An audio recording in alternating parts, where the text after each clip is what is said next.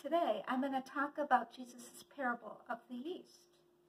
In this parable, Jesus likens the kingdom of God to being like yeast that has been mixed with flour and set to leaven overnight.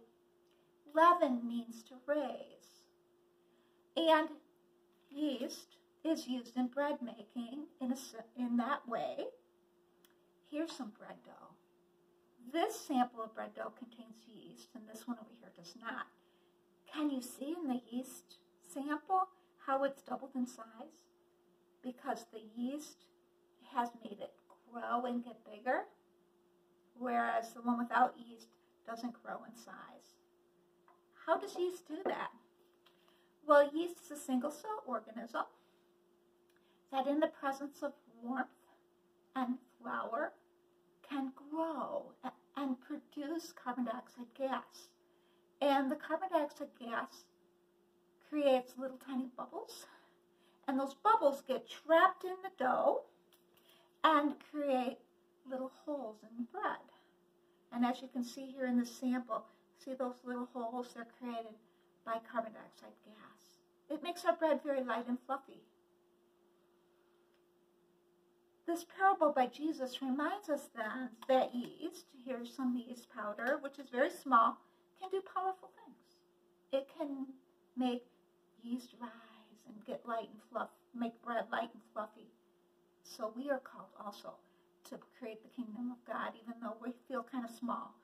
We can do that by doing good things. I have a science experiment for you to do so you can see the power of yeast firsthand. For this science experiment, you will need yeast,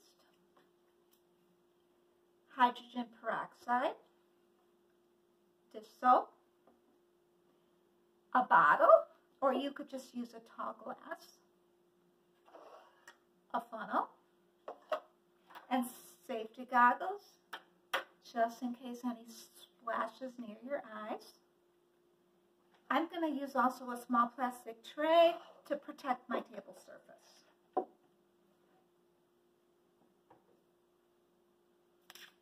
So to do the experiment, the first step is to add the hydrogen peroxide to the bottle using the funnel.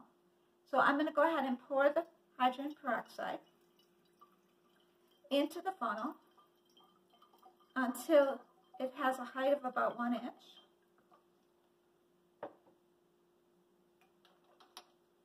Next, I'm going to add a couple drops of dish soap. And next, I'm going to put yeast in. I'm actually going to put about a teaspoon of yeast. I'm just using a small plastic spoon here. I'm going to go ahead and put in the yeast.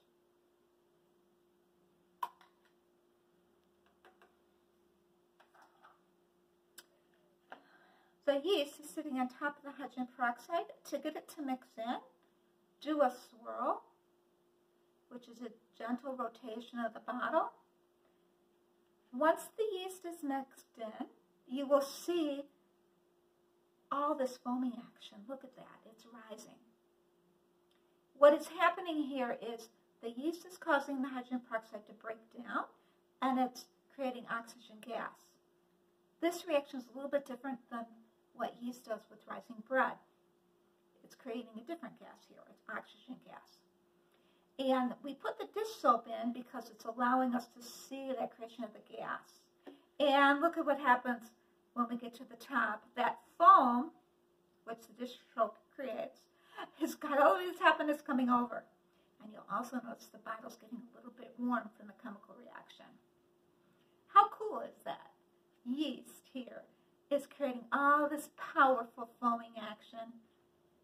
And so as you see this, think about yourself. You may seem like you're small, like tiny granules of yeast, but you can do things that can make change and have a lot of power, just like yeast does. So thank you for listening to this lesson. Good luck with your experiment. God bless.